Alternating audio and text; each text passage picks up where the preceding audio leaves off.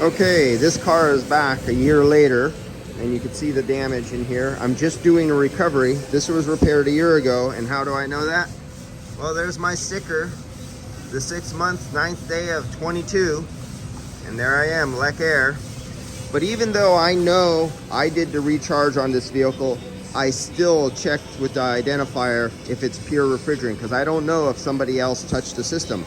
And one thing that spotted my attention really quickly was this little oil buildup and dust buildup right here. I already touched it. Right there. You see that right there, what I just touched? That's oil from this cap. This is an aftermarket cheap condenser. This is not a Denso. If you look really carefully, see if I can focus in there. Come on Apple, you can do it. There you go. You see the size. That's a really, really wide fin spacing. That is not a factory Denso. That is definitely aftermarket, because the factory Denso on this vehicle was 21 fins per inch, and this is 12 fins per inch. This is a piece of shit. You would never want this on your car, but that's what the insurance company said, and there are made in China. And but we got a leak down there. So how do I know that the customer didn't relate a poor AC performance and they went to a mechanical shop to fix their AC problem, not thinking it's related to the body shop it went to a year ago, because the car went somewhere else and now it's in this shop. But they put on a cheap aftermarket condenser that's leaking, and maybe somebody else filled up this car and they didn't put the right refrigerant in here or contaminated. That's why I always check. Even though I know I did this 1 year ago, somebody else may have touched it. So I always even double check my own work, because I don't trust people. And I've learned that for a fact.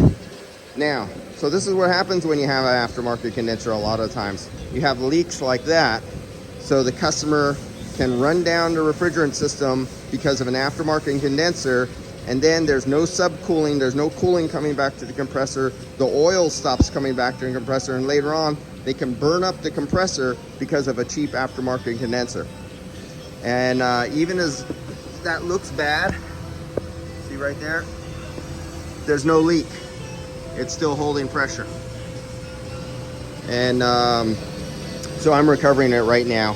And I'll still put out the scale. I weigh it because I want to know how big that leak is, just out of my curiosity. I always test and document every vehicle I've done. I've been doing this for 30 years on my own business, another almost decade in other businesses, and growing up working with my father. My father always taught me to test everything, use a micron gauge, weigh and scale every ounce of refrigerant out of a vehicle that you put back in the vehicle, because that's part of your diagnosis.